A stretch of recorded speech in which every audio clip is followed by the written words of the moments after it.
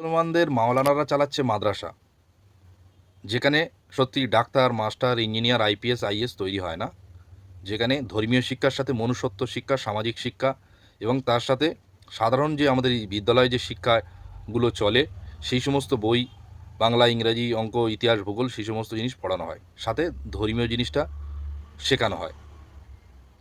এখানে doctor, master, engineer হয় না বলে এটা কিছু মানুষের এটা মানে অসুবিধে লাগছে। এটা একটা আমি সাইডে দিলাম। অপর আরেকটা দিকে ভারতবর্ষের একজন মুসলিম ছেলে একটা শিক্ষা প্রতিষ্ঠান চালাচ্ছে, যেখানে আইপিএস, আইএস থেকে শুরু করে ডাক্তার, মাস্টার, ইঞ্জিনিয়ার বিভিন্ন রকম হওয়ার জন্যে তিনি শিক্ষা প্রতিষ্ঠান খুলে রেখেছে। এদিকে তানার নামে মিথ্যে কেস দিয়ে তাকে গ্রেপ্তার করার একটা পরিকল্পনা চলছে। মানে একদিকে একটা মুসলমান মনুষ্যত্বের শিক্ষা, সামাজিক শিক্ষা, ধর্মীয় শিক্ষা, সাথে তোমার সাধারণ যে শিক্ষা সেটা শেখাচ্ছে, সেটা দোষ, সেটা আপত্তি। কারণ সেখানে doctor, master, engineer, IPS, is এর পড়ানো হয় না, ডাক্তার, মাস্টার পড়ানো হয় না, এটা সমস্যা। অন্যদিকে আরও একজন মুসলমান সে এই জিনিসটা চালাচ্ছে, যেখানে ডাক্তার, মাস্টার, ইঞ্জিনিয়ার এই সমস্ত হওয়ার প্রতিষ্ঠান সে খুলেছে।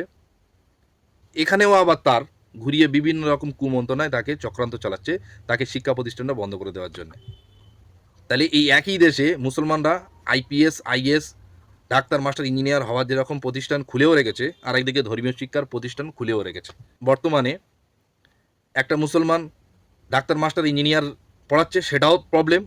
যে জিনিসটা হওয়ার জন্যে কিছু নেতারা মাদ্রাসাকে ইস্যু করছে, সেই জিনিসটা অলরেডি একটা মুসলমান চালাচ্ছে, আবার অন্যদিকে তার বিপরীত কথা বলছে।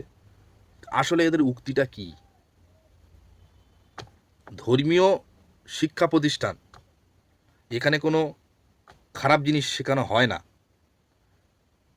প্রত্যেকটা ধর্মের একটা আলাদা করে শিক্ষা প্রতিষ্ঠান আছে।